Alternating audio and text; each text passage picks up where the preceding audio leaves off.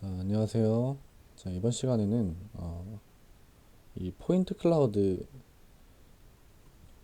메쉬로 변경하는 과정에 대해서 제 강의를 진행을 하게 됐습니다. 자, 디지털 휴먼 개론에 이어서 PCD2 메쉬, 포인트 클라우드에서 메쉬로 변경한다. 이런 그 강의 내용을 가지고 제 수업을 진행하게 될 텐데요. 자, 우리가 처음에 지난 시간에 우리가 PCD 오브젝트 모델링이라고 해서 수업을 이미 진행을 했기 때문에 포인트 클라우드가 무엇인지에 대해서는 이제 이해를 한 상태이고, 이것을 메쉬로 어떻게 전환을 시키느냐, 메쉬를 어떻게 전환을 시키는지에 대해서 이제 공부를 한번 해볼 텐데, 보통은 이 포인트 클라우드를 자체적으로 메쉬로 변경해주는 프로그램이 있습니다. 네, 있는데 지금 이렇게 강의를 또 진행을 하는 이유는 어찌됐건 우리가 원하는 방향으로 또 사진도 찍어보고 이렇게 포인트 클라우드 자체로 메쉬를 생성하는 것까지는 진행을 해봤지만, 이 스캔 데이터라고 하죠. 이 포인트 클라우드 데이터, 이 데이터가 완전 뭐 이렇게 깔끔하거나 정제된 상태라고는 얘기를 할 수가 없기 때문에, 우리가 그런 부분들 이제 편집하고 뭐 수정하고 보완하는 그런 작업을 통해서 실제로 우리가 원하는 결과물에 대한 그런 퀄리티까지 만들어보는 과정을 이제 진행을 하기 위해서 이 수업을 진행을 하게 됩니다. 자, 그래서 이번에 우리가 이 포인트 클라우드를 메쉬로 변하는 방법에 대해서 한번 자 이제 알아보도록 하겠습니다. 간단하게 먼저 설명을 드리면 뭐 당연하게도 포인트 클라우드 데이터를 가지고 와서 이 데이터는 보통 우리가 전에 봤었던 3D 스캐닝 장비나 어떤 픽스보디 같은 클라우드 포맷 파일로 이제 얻을 수가 있는데, 이 데이터가 3D 공간에서 저번에도 말씀드렸겠지만 개별 포인트들의 좌표로 구성이 되죠. 그래서 그 점 하나가 연계된 그런 값들을 이제 표현을 하면서 이 포인트 클라우드가 이제 메쉬 구조로 우리가 볼 수 있는 그런 3D 형태로 나타나게 되는데, 이 포인트들을 이어붙여서 표면을 형성하기 때문에 정말 좋은 조건에서 촬영을 하더라도 울퉁불퉁하고 좀 말 그대로 지금 저희가 배우는 과정은 이제 정제한다라는 과정인데, 정제에 대한 과정인데 정제되지 않은 듯한 느낌을 확실히 받을 수가 있었죠. 지난 시간에도 우리가 그런 부분들 이제 얘기를 했었습니다. 그래서 여기서 이제 이 포인트 클라우드를 메쉬로 변환하는 그런 알고리즘을 이제 포인트들을 이어붙여서 메쉬가 생성된 것들을 우리가 그 브러쉬로 이렇게 다듬거나 이제 저번에 초반에 설명드렸던 랩이라는 프로그램을 사용을 해서 이제 정제를 하고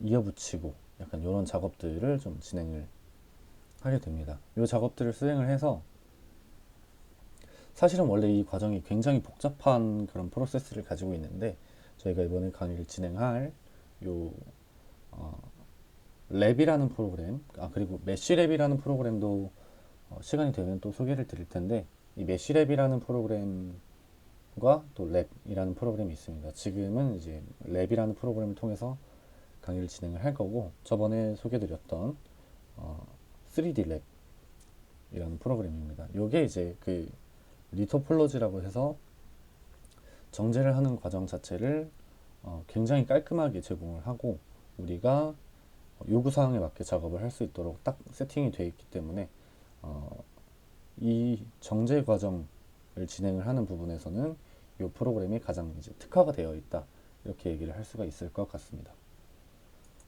자, 그래서 먼저 파일 몇 개를 보여드릴 텐데, 저희 작년에 진행했던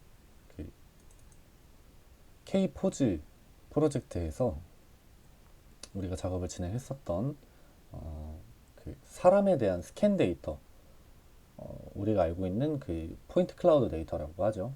그 데이터를 저희가 이제 가지고 어느 정도 이제 실제 사람과 랩이라는 프로그램을 활용을 해서 어, 유사하게 이제 가공해내는 그 울퉁불퉁한 것들을 다 없애고 가공해내는 그런 과정들을 보여드릴 텐데, 그 전에 먼저 이제 스캔 데이터의 메쉬가 어떻게 되어 있는지 한번 보여드리도록 하겠습니다.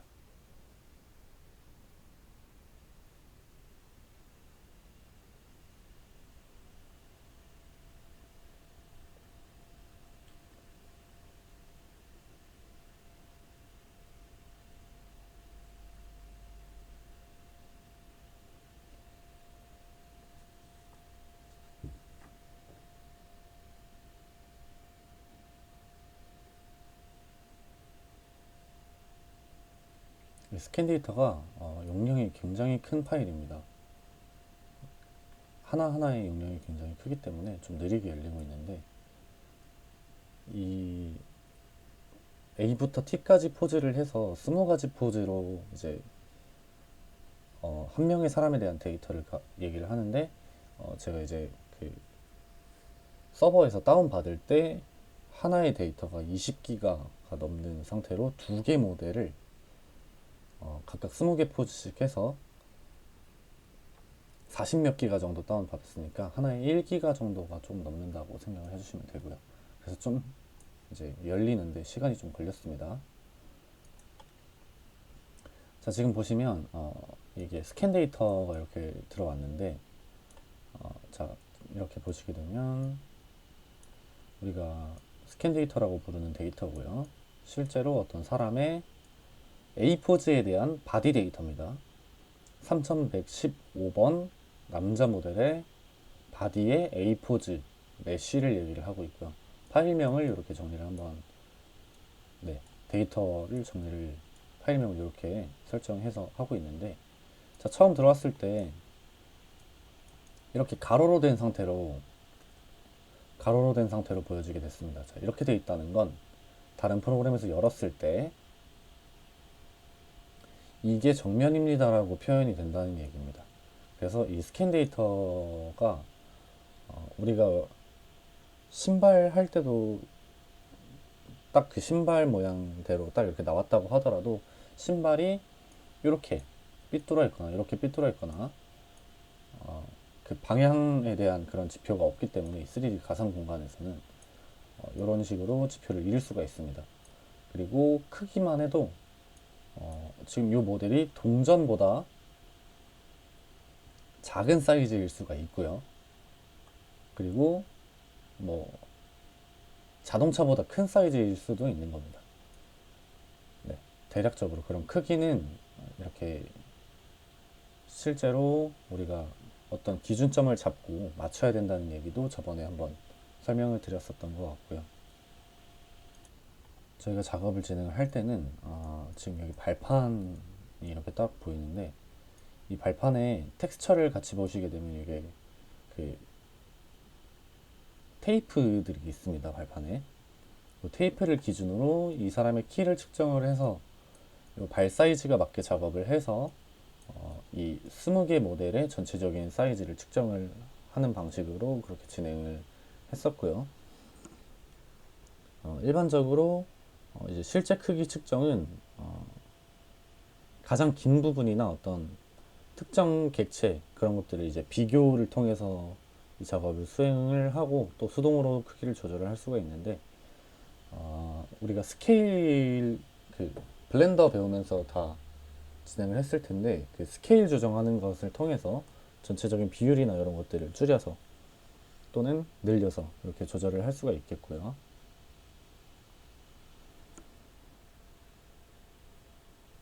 이 각 소프트웨어마다 실제 이 모델의 어떤 그 실측 사이즈가 또 다를 수 있기 때문에 확실하게 어떤 기준점, 테이프 같은 것들이 있는데 그런 것들을 기준으로 한다는 점 좀 인지를 해주시면 될 것 같습니다. 그래서 아까 같이 설명드렸던 그 소프트웨어 중에 우리는 랩이라는 프로그램을 통해서 이제 정제 작업을 진행을 하지만, 스케일 작업 같은 경우는 메쉬랩이라는 프로그램을 통해서 진행을 했었습니다. 메쉬랩 같은 경우는 이제 기준점 두 가지를 찍고 아래를 찍고 또 위에를 찍고 이렇게 했을 때 대략적인 실제 크기, 키가 나와 있었기 때문에 우리가 촬영을 할 때 받았던 그런 키 데이터에 맞춰서 또 이렇게 작업을 해서 진행을 했었습니다.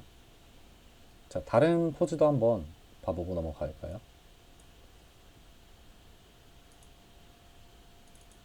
이 텍스처 파일 같은 경우를 여기로 옮겨서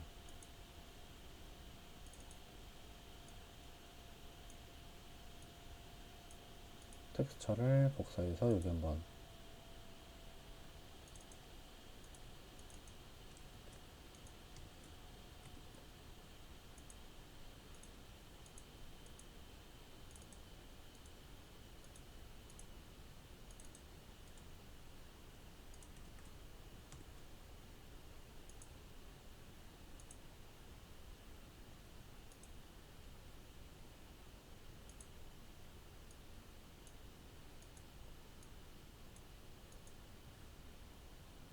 압축을 풀어야 되네요. 잠시만요. 네, 압축 한번 풀어놓고 다시 진행을 해보겠습니다.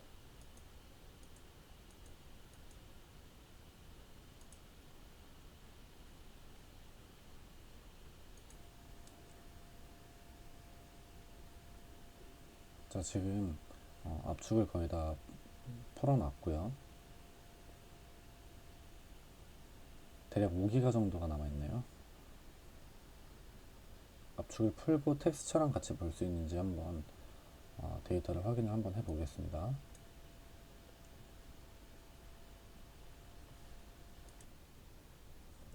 자, 파일을 다시 불러왔고요. 첫 번째 모델 A포즈 한번 보겠습니다. 자, 이 파일을 텍스처, 자, 텍스처는 처음 보시게 되면 자, 이런 식으로 작업이 되어 있고 이 텍스처에도 제가 말씀드렸던 그런 부분들이 나와 있네요. 자, 이렇게 보시면 이 발을 기준으로 이렇게 기준점을 할 수 있는 이런 테이프들이 붙어 있죠. 그래서 이 발의 크기가 다르더라도 이런 청 테이프나 이런 노란 테이프, 자, 요 중에 한 가지를 기준점으로 잡고 이 발판 사이즈를 대략 맞춰서 작업을 하면 그 발판 기준으로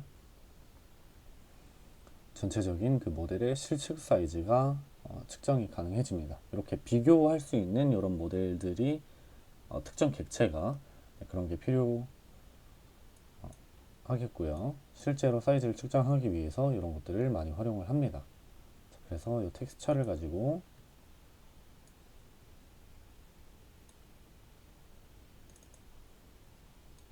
메쉬에다 한번 넣어서 같은 폴더 안에 있으면 이 데이터가 이 텍스처를 읽을 수 있는 걸로 그렇게 열리게 되는데 여기서도 되는지 또 한번 확인을 해 볼게요.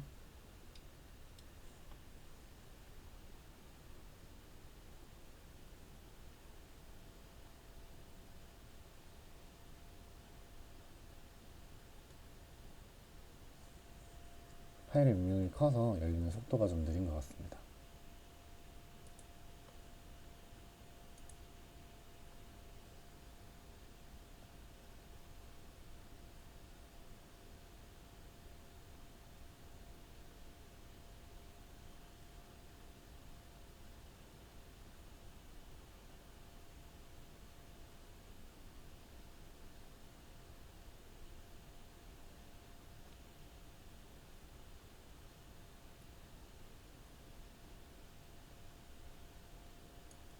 텍스처는 읽히지 않는 것 같네요.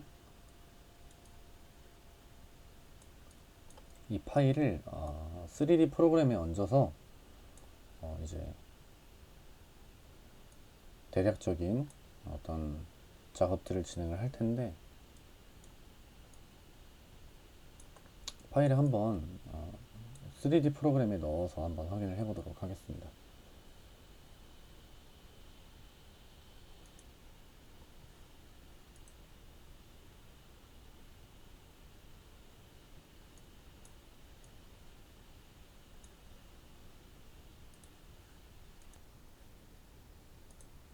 자, 지금 보신 이 프로그램은 시네마 4D라는 프로그램이 되겠습니다. 3D를 이제 제작을 할 때 보통 모션 그래픽이나 우리가 보는 뭐 삼성 스마트폰 광고라던가 어떤 그 역동적인 움직임 이런 것들을 만들 때 많이 사용이 되는 프로그램이고요. 그런 툴이고 지금 현재 다른 뭐 제품 모델링을 하는 3D 툴이 또 있고 영화를 제작할 때 쓰는 마야라는 어떤 3D 툴이 또 있는데 그런 것들의 기능을 어느 정도 가지고 와서 또 가볍게 또 전문적으로 이렇게 작업을 할 수 있게 하는 호환성이 굉장히 좋은 그런 프로그램입니다. 자, 이 프로그램 안에서 파일을 한번 불러와 보도록 할게요.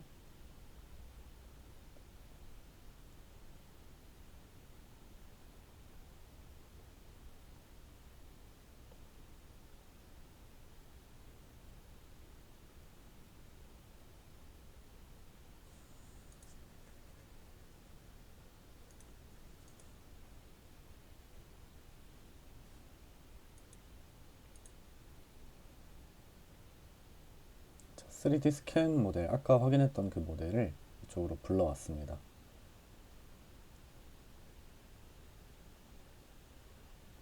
불러오는데도 시간이 꽤 걸리죠.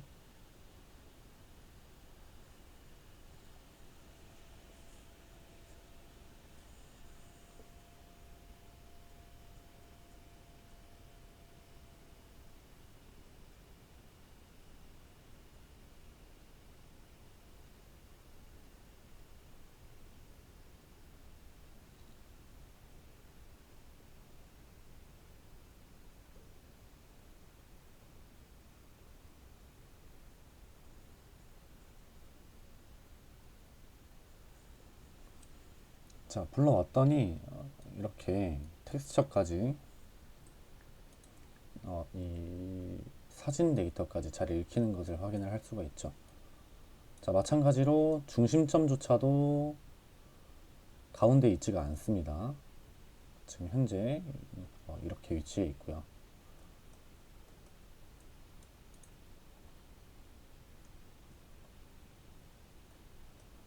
이렇게 자, 확대해서 보게 되면 표면이 굉장히 울퉁불퉁하게 되어 있죠. 메쉬가 형성이 됐는데 점을 기반으로 이렇게 만들어졌기 때문에 실제 촬영한 데이터이기 때문에 이런 식으로 굉장히 울퉁불퉁하고 이 안쪽도 울퉁불퉁하고 네, 약간 이런 정도의 퀄리티를 가지고 있습니다. 자, 이 정도 스캔 데이터면 정말 큰 회사에서 제작을 한 거기 때문에 정말 잘 돼 있는 데이터라고 얘기를 할 수가 있습니다. 지금 같은 데이터도 굉장히 잘 된 데이터 중에 하나이고요. 그럼에도 불구하고 이렇게 울퉁불퉁한 이런 상태가 되죠. 자, 여기 발판 같은 경우도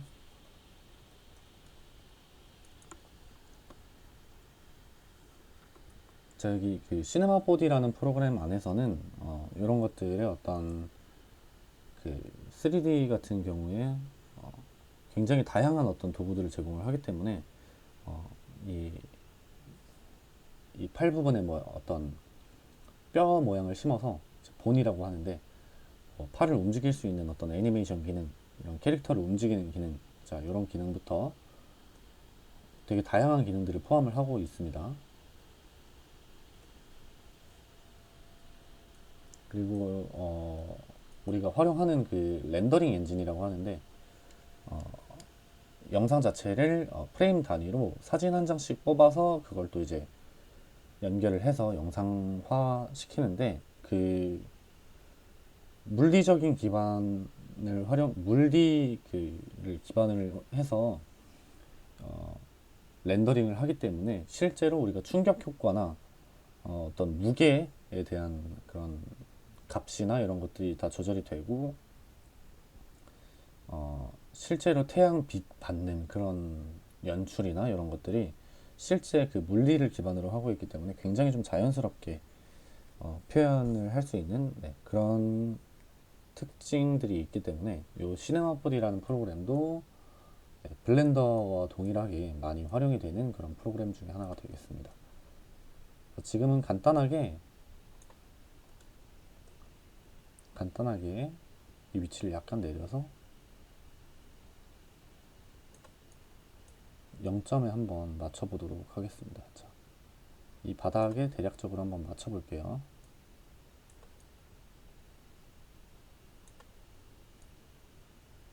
네, 이런 식으로 대략적으로 맞춰서 놨고,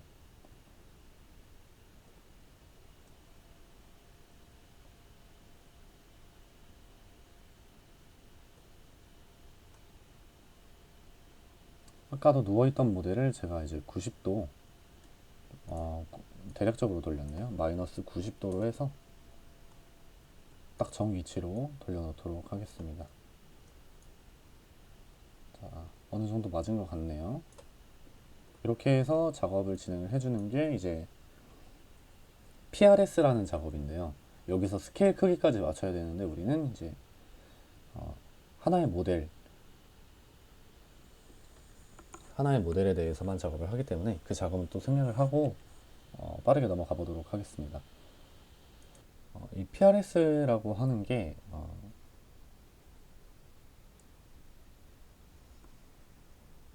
지금 우리가 이 렌더링을 할 때 그래픽 렌더링 기술 중에 하나이고요.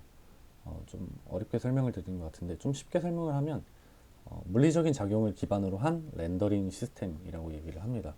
그래서 우리가 PRS 작업을 한다라고 하면 이렇게 실제로 정 위치에 하거나 아까 말씀드렸던 그런 물리 기반 조명 어떤 그런 조건들 그런 것들을 자연스럽게 또 빛의 각도에 따라서 자연스럽게 그림자가 세지고 연해지고 하는 그런 것들 그런 효과들을 얘기를 하고요.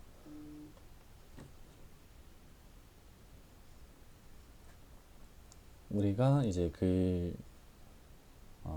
이 실제로 이 데이터 구축을 할 때 PRS라고 하면 실제 크기에 기반한 데이터를 가공을 하고 예를 들어서 이제 여기에 사람이 지금 얘가 키가 173이어야 되는데 2m다. 그러면 여기서 크기를 줄여줍니다. 자, 이런 식으로 크기를 줄여주기도 하고요.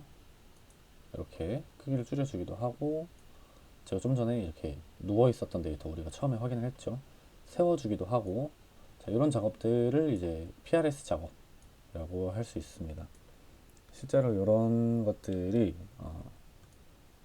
우리가 뭐 신발 사진도 찍고 해봤지만 이 실제 있는 것들을 똑같이 가상 공간 안에 옮겨 넣는 작업이기 때문에 물리적인 힘을 기반으로 한 그런 렌더 시스템이라고 생각을 하면 되겠습니다. 자, 그래서 이렇게 해서 저장을 한번 해주고 이제 랩이라는 프로그램을 켜서 네, 다시 한번 더 이제 정제하는 그런 과정을 한번 보여드려 보도록 하겠습니다. 자, 데이터는 현재 저장을 하고 있는 상태이고 우리가 저번에 보여드렸던 랩 3D, 3D 랩이라는 프로그램을 이제 다운로드해서 사용을 하게 될 텐데요. 자, 여기서 다운로드 들어가서 우리가 사용할 프로그램은 이 프로그램이 되겠네요. 이 프로그램을 다운로드 받아서 사용을 해보겠습니다.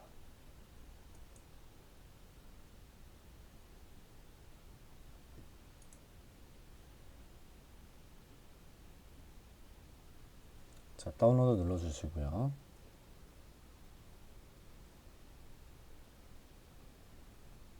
저번에도 말씀드렸던 것처럼 여기 이 홈페이지 들어오게 되면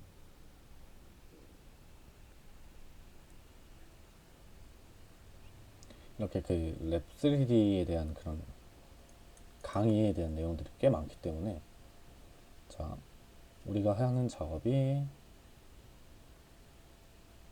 이렇게 얼굴 데이터를 얻을 때 이 영상을 보셔도 될 것 같고 포인트 대응, 더 빠르게 선택하는 방법 뭐 이런 식으로 이제 강의들이 많은데 저희도 이 작업을 한번 진행을 해볼 겁니다.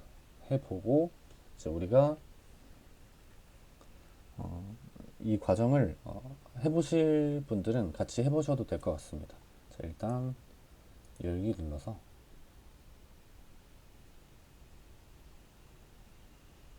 다운로드를 한번 진행을 해 보겠습니다. 넥스트 눌러주시고요. 동의하고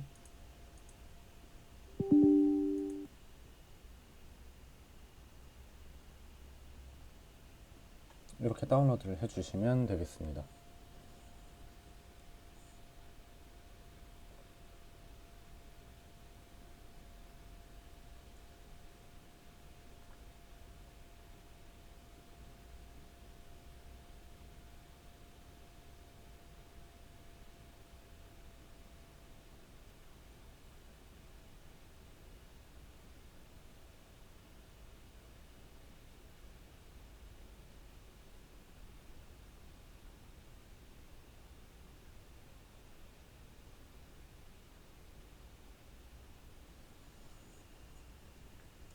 실제로 여기 이렇게 보시면 다 됐네요. 여기 보시면 이렇게 노드를 활용을 하고 있기 때문에 우리가 어떤 작업을 할 때 이렇게 연결을 해서 그 속성 옵션 쉽게 들어가는 구조로 되어 있기 때문에 이 인터페이스가 굉장히 쉬운 편이고요. 사용을 하기가 굉장히 쉬워집니다. 한번 들어가서 실행을 시켜 볼게요. 자, 랩 프로그램을 처음 들어가게 되면 아까 시네마 4D 그리고 블렌더와 동일하죠. 이렇게 3D 공간이 나오게 되고요. 지금은 이제 Alt를 누른 상태로 이렇게 마우스를 왔다 갔다 하면 이렇게 움직일 수가 있게 됩니다.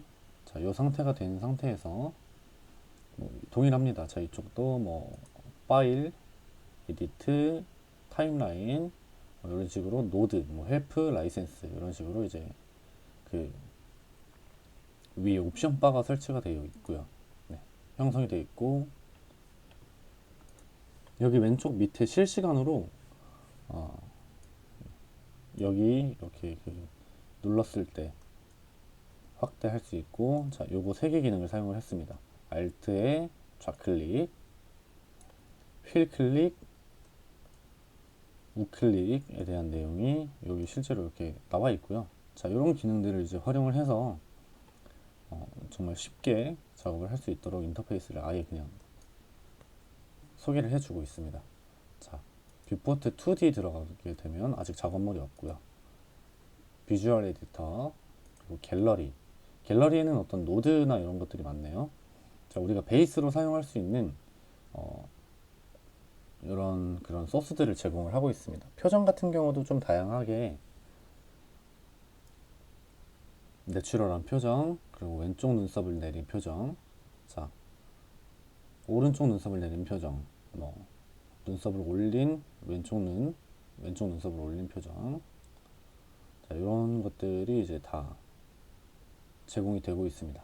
표정 같은 경우는 이제 입을 벌린 표정, 마우스 오픈 맥스, 네, 이런 마우스 오픈, 이런 그 디테일한 표정의 변화까지 어떤 모델들을 제공을 하고 있습니다. 한번 눌러서 보게 되면 이런 식으로 3D 공간 안에 이렇게 들어오게 되고요. 자, 여기 보시게 되면 이제 움직일 수 있는 위, 그리고 이렇게 누르면 옆, 이렇게 누르면 앞이겠죠. 이렇게 들고 움직이면 자유롭게 움직일 수 있고, 그리고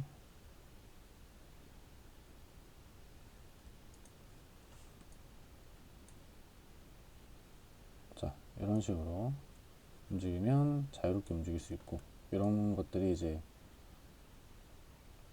가장 기본 인터페이스를 얘기를 해주고 있고요. 로테이션 같은 경우도 좌우 되고 위아래, 그리고 이렇게 세로 양옆도 전환이 됩니다. 자, 이 상태에서 가운데 거 잡고 늘려볼게요. 이렇게 왔다 갔다 하면 크기 조절이 되고 자유롭게 조절이 가능합니다. 자, 이렇게 잡고 이렇게 비율이 똑같은 상태에서 크기가 커지고 있죠. 자, 이런 식으로 이제 인터페이스는 굉장히 간단한 편입니다. 오른쪽에 이제 여기 그래프라고 나와 있는데 노드를 형성하는 그런 공간이 이렇게 나와 있고요. 여기 보시면 뭐 로드 지오메트리 우클릭하면 다양한 옵션들이 막 이렇게 나와 있습니다. 이렇게 셀렉션, 네, 이런 식으로 굉장히 다양하게 나와 있고요. 자, 느낌표 나와서 이렇게 느낌표 나와서 이렇게 경고 문구 띄워주는데 작업을 하면서 조금 더 자세히 한번 설명을 드려보고요. 자, 일단 이 노드는 지워보겠습니다. 딜리트 눌러서 지우고요. 여기서 이제 파일을 하나 불러와 보겠습니다. 여기서 A 모델의 스캔 데이터를 한번 불러와 보겠습니다.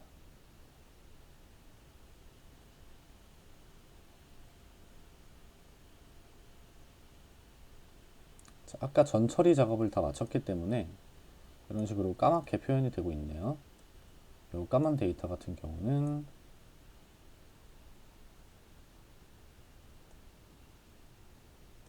지금 현재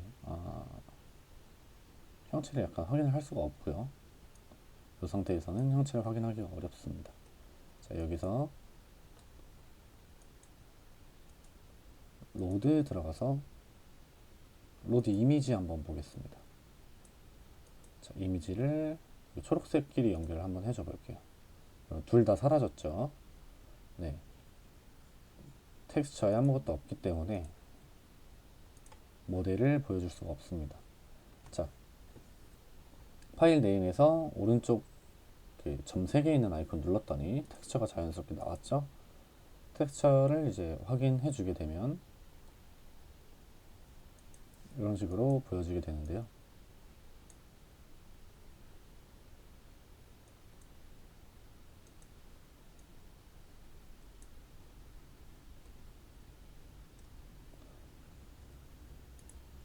자, 여기서 우리가 와이어프레임 한번 꺼보도록 하겠습니다.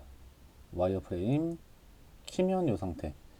자, 그러니까 이 와이어프레임이라는 게 우리가 이렇게 확대를 했을 때 자, 이런 부분들 보일까요?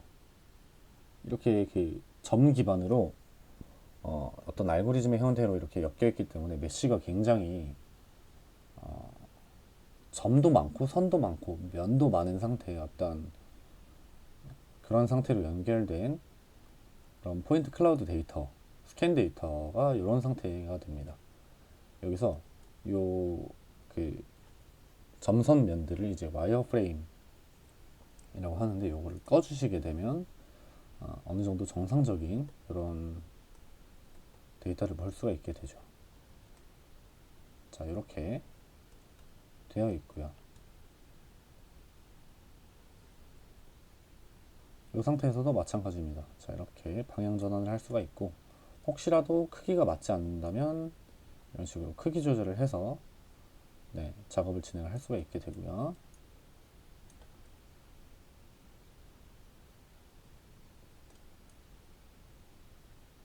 자, 이런 식으로 어느 정도 포즈가 잘 표현돼서 여기서도 보시면 마찬가지로 굉장히 울퉁불퉁합니다. 자, 이 뒷면도 그렇고요.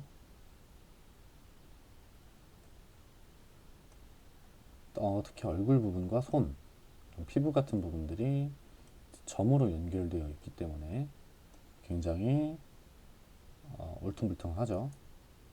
와이어 프레임으로 봤을 때 굉장히 많은 점과 선이 연결되어 있습니다. 자, 이런 식으로 연결이 되어 있는데 굉장히 복잡하고 점도 많고 선도 많고 면도 많고 그래서 이렇게 멀리서 봤을 때 까맣게 보이는 상태가 되는 거죠. 이걸 한번 꺼주고 자, 그러면 비교를 할 수 있는 다른 모델을 하나 불러와 볼게요. 갤러리에서 아까 이렇게 서 있던 모델이 있었죠. 자, 이 남자 모델 같은 경우를 한번 불러와 볼게요. 자, 이런 식으로 사각형의 어떤 정갈한 모양의 네, 요런 데이터가 이제 요런 메쉬가 올라와 있는데 여기서 제공하는 것들은 우리가 지금 봤던 것처럼 아까 그 복잡했던 그런 점선면들을 이런 식으로 다시 가공을 하는 과정을 이제 얘기를 합니다. 이런 식으로 정리를 하게 되면 이 데이터의 크기도 굉장히 가벼워지고요. 그리고 다른 작업들을 할 때에도 조금 더 수월하게 할 수 있는 그런 상태로 작업이 가능해집니다. 지금 상태가 굉장히 작기 때문에 아까처럼 자, 예를 들어서 이 크기를 이렇게 줄여서 자, 이렇게 확대를 해서 한 번 더 줄여 볼게요.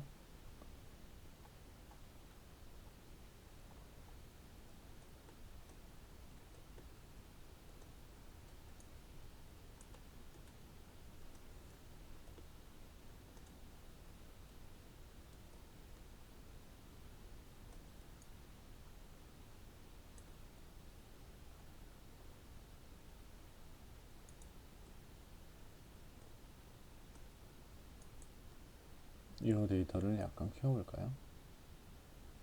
자, 이런 식으로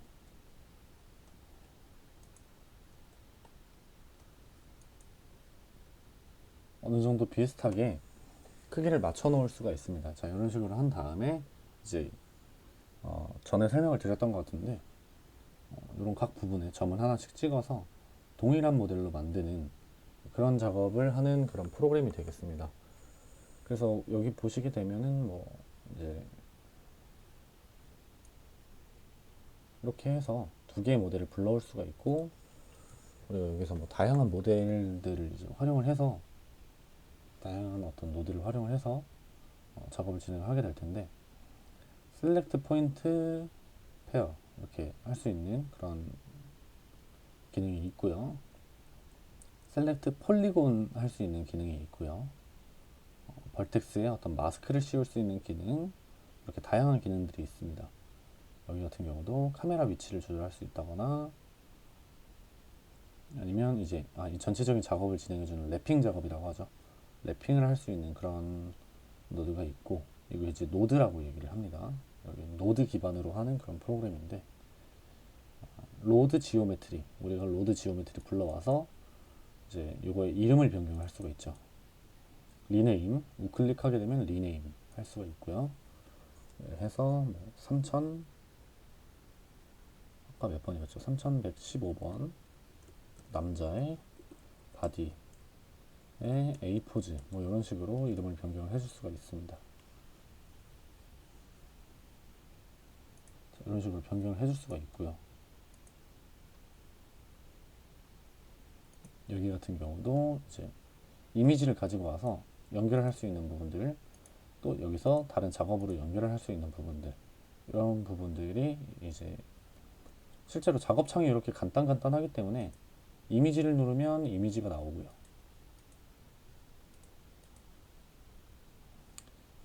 요걸 그 지오메트리를 누르면 지오메트리가 나오기 때문에 작업은 생각보다 간단하다고 할 수 있겠습니다. 우리가 다른 3D 프로그램을 했었던 거에서도 사실상 그 위치나 기능이 어디 있는지만 알면은 굉장히 편하고 활용도 높게 작업을 할 수가 있는데, 지금 같은 경우도 그런 예시 중에 하나가 되겠습니다. 자, 여기 약간 렉이 걸리는 것 같은데 잠깐 지웠다가,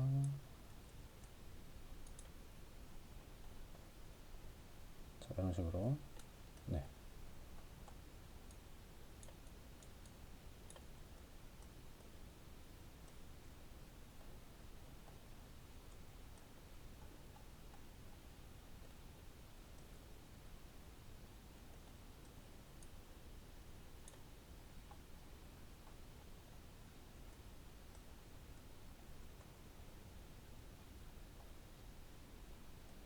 자, 생각보다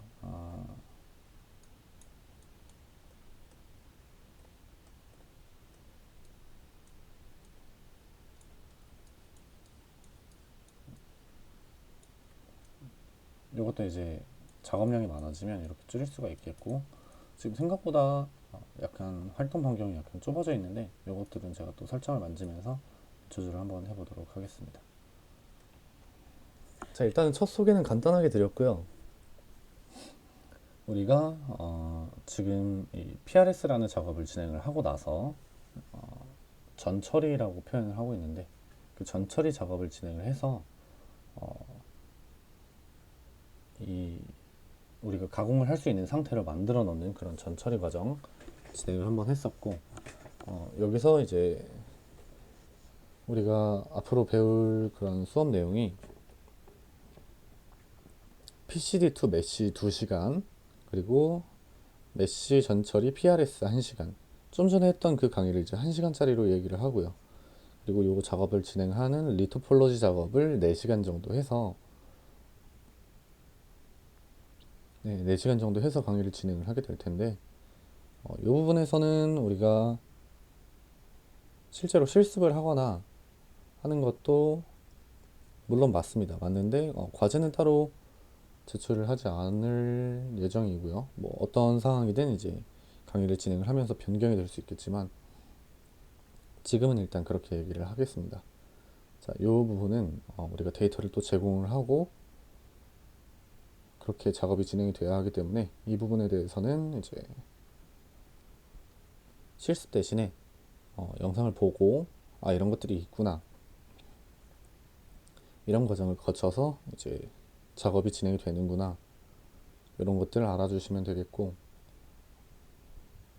이제 그 전에 했었던 우리가 포인트 클라우드 데이터 오브젝트 모델링, PCD 오브젝트 모델링, 그리고 공간 제작, 뭐 이런 것들을 이런 식으로 정제를 하는구나 라는 내용을 알아주시면 되겠고요. 이 강의가 끝나고 나면 어떤 가상 공간 제작 수업을 진행을 하게 되면서 가상 공간, 인물, 이런 것들을 이제 블렌더를 활용을 해서 아마 작업을 할 텐데, 그런 것들을 통해서 작업을 하고 애니메이션 제작해서 포트폴리오를 만드는 그런 과정까지 아마 진행을 하게 될 것 같습니다. 그래서 오늘은 로드 지움해서 어떤 데이터를 불러왔을 때